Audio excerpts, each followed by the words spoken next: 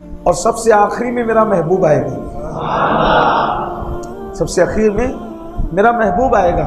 उसका नाम ज़मीन पे मोहम्मद होगा, आसमानों में अहमद होगा। उसे उम्मत अता करूँगा और उसको माह शाबान अता करूँगा, और माह शाबान में उनको एक रात लैलतुल बरात अता करूँगा, जो उस रात में पूरी रात इबादत करेंगे, इससे ज़्यादा सवाब उनको अता करूँगा। ये सदियों में जो सवाब कमा रहा है उससे ज़्यादा सवाब उनको दूंगा तो शब बरात में इबादत कर। कितने खुशनसीब हो। लेकिन अभी से प्लान सेट होगा बहुत सारे लोगों का कि रात में करना क्या है। कुछ लोगों ने वो नहा धो के सुरमा इत्र लगा कर कपड़े पहन के बाइक लेकर के घूमना ही होगा बस। कुछ लोगों ने पैदल घूमना होगा, कुछ कब्रिस्तान जाएंगे फिर वापस घूमते फिरते आएंगे और आकर के सो जाएंगे, फजर भी नहीं पड़ेगी, है ना, यही होगा। कुछ का हाल होगा कि वो कोई टिकिया खा रहा होगा, कोई कबाब खा रहा होगा, कोई कलेजी, कोई खीरी खा रहा होगा। ये सब होगा, हंसने की बात नहीं है। अब थोड़ी देर गौर कीजिए कि एक ऐसी रात अल्लाह हमें दे रहा है कि अगर उसमें आप पूरी रात इबादत कर ले तो वो पत्थर में रह करके 100 सदियों के अंदर, कई 100 साल में उसने जो इबादत की है, अल्लाह उसकी इबादत के सवाब से बढ़कर हमें इबादत का सवाब दे। तो आप बताएं क्या क्या ये रात ज़ाय करने की रात? इबादत का मतलब सिर्फ ये नहीं है कि आप नमाज ही पढ़ें। नमाज पढ़िए, तिलावत कीजिए, दुरूद शरीफ पढ़िए। नहीं कुछ आता, हमें नहीं कुछ आता, सबसे बड़ी चीज़ आपको आती है कलमे तैयबा। अफजलु ज़िक्र, अल्लाह के अज़कार में से सबसे बड़ा कोई जिक्र है तो वह ला इलाहा इल्लल्लाह मुहम्मदुर रसूलुल्लाह सल्लल्लाहु अलैहि वसल्लम। इसको पढ़िए, इसको पढ़िए। जब कोई बंदा कलेमा पढ़ता है, कलेमा, तो जब वो पढ़ता है ना, ला, इस तरह खींचता है वो ला, ये लाम अलीफ के अलीफ को जब वो खींचता है ला, सिर्फ ये अलीफ खींचने पर, सिर्फ अलीफ खींचने पर अल्लाह उसको 4000 नेकियां अता फरमाता। खींच के पढ़ने पर बस, जो अलीफ खींचे उसको इतना सवाब है, पूरा कलमा पढ़ने वाले को क्या सवाब। बड़ी नेमतें उसकी, उसके करम में कोई कमी नहीं। हमारी तलब में कमी है, उसके अता में कोई कमी नहीं। नहीं कुछ आता, कलमा पढ़ो, अस्तगफिरुल्लाह अस्तगफिरुल्लाह पढ़ो, सुभान अल्लाह अल्हम्दुलिल्लाह पढ़ते रहिए। दुआ करो, खूब दुआ मांगो। जैसे सूरज गुरूब होता है 14 तारीख का, शाबान की 14 का सूरज गुरूब होता है, तो अल्लाह पहले आसमान पे तजल्ली करता है जैसा कि उसकी शान। तजल्ली करने का मतलब अब लोग नहीं समझते, तो हमारे आम फहम जो समझाने वाले वो ऐसा कहते हैं कि अल्लाह अपनी शान के मुताबिक पहले आसमान पे आता है। हालांकि वो आने जाने से, चलने फिरने से पाक है। वो इन लोग समझाने के लिए इसी बात करते हैं कि उसकी तजल्ली होती है, उसके नूर की तजल्ली होती है। और पहले आसमान पे नुज़ूल जलाल फरमाता है, तजल्ली फरमाता है, और फिर वो कहता है मेरे बंदो तुमको जो मांगना है मुझसे मांगो, मैं तुम्हें अता करूँगा। गुरूब आफ्ताब से लेकर फजर तक वो यही कहता रहता है कि मुझसे मांगो, क्या मांगते हो मैं तुम्हें दूंगा। अब जब वो खुद कह रहे हैं कि मुझसे मांगो क्या मांगते हैं मैं तुम्हें दूंगा, और हम लोग घूम रहे होते हैं, खा पी रहे होते हैं, सो गए होते हैं, कितनी जफाकारी है कि सखी कह रहा है, जव्वाद कह रहा है, ऐ भिखारियों आज हमने अपने खजाने के मुंह खोल दिए, क्या मांगना है मांगो।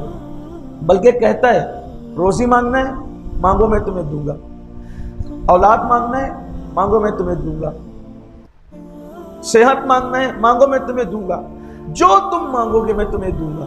और फिर कहता है इन्नल्लाह ला युखलिफुल मियाद, कि बेशक अल्लाह का वादा कभी झूठा नहीं होता, वो सच्चा वादा है, उसका वादा सच्चा है। तो जब मांगने का वक्त है तब गायब हो जाते हैं। औरों से मांगेंगे, कारपोरेटर अगर कहे ना कि मुझे वोट दो मैं ये काम कर दूंगा, तो उस पर यकीन कर लेते हैं कि ये कर देगा। झूठों पे, मक्कारों पे, अपने जैसे इंसानों पे यकीन करते हो, और उस सच्चे खुदा पर कब यकीन करोगे।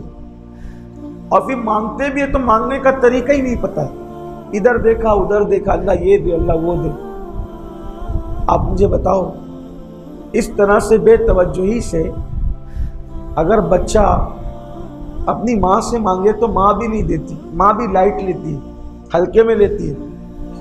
बच्चा अगर माँ को बोले ना उधर देख के कि अम्मी मुझे गाड़ी दिला दो, अम्मी मुझे स्कूल का बस्ता दिला दो, तो माँ भी हल्के में ले।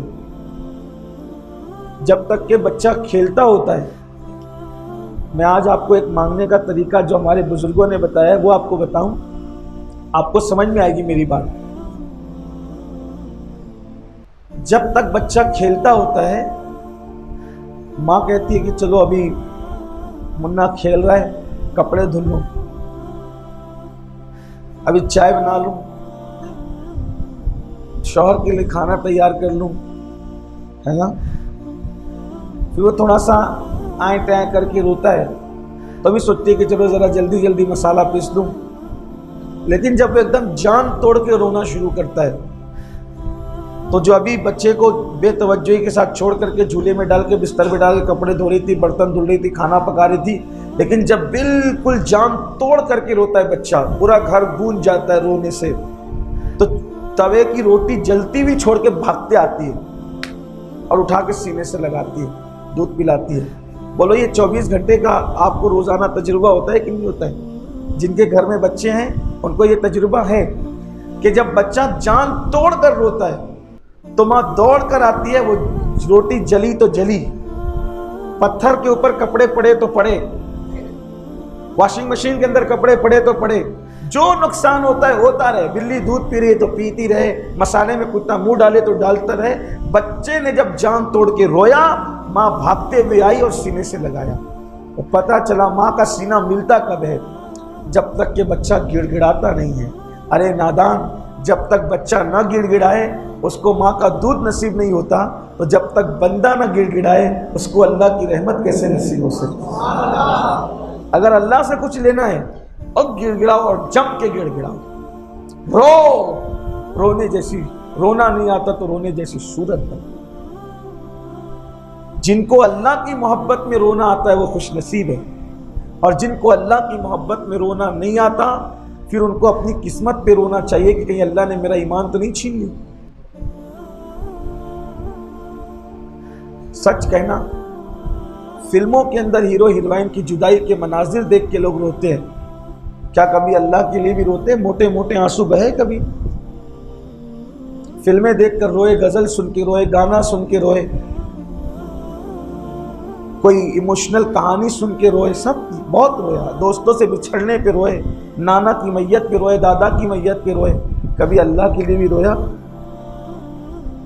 हदीस पाक में आता है कि जो अल्लाह के लिए मक्खी के सर के बराबर भी किसी की आंख से आंसू निकलता है, अल्लाह उसके चेहरे पे जहन्नम की आग को हराम फरमा देगा। तो टाइम पूरा हो रहा है, तो मैं आपसे बस इतना ही आज कहना चाहूँगा कि आज की रात मांगने की रात, खूब मांगो और अल्लाह से यकीन से मांगो, गिड़गिड़ाओ, आपका जो मसला हो वो अल्लाह की बारगाह में रखो। कोई मसला ऐसा नहीं है जो मेरा अल्लाह हल नहीं कर सकता। हर मसले का